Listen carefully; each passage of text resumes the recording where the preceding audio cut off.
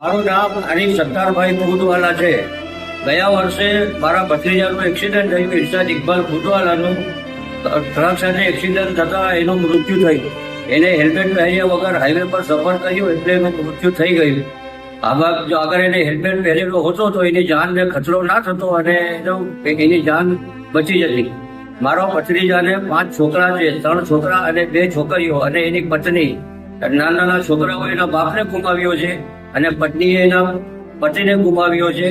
એટલે મારી દાહોદના સૌ નગરજનોને અપીલ છે કે આપણે પણ હેલ્મેટ પહેર્યા વગર મોટરસાયકલ પર કોઈ પણ જાતનો સફર કરવાનો નહીં. કેમ કે હર માણસના નાના છોકરા હોય છે, એમની પત્ની હોય છે, એમના મા બાપ હોય છે, ભાઈ બહેન હોય છે.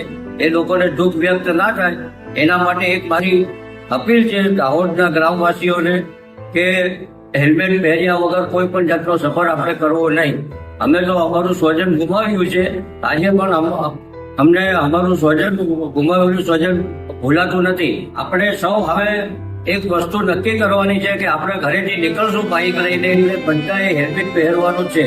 આપણા માટે અને આપણા પરિવાર માટે બી પણ હેલ્મેટ પહેરવું બહુ જરૂરી છે. એનાથી કેમ કે કોઈ પણ જાતનો અકસ્માત થાય તો માણસનું મૃત્યુ ના થાય.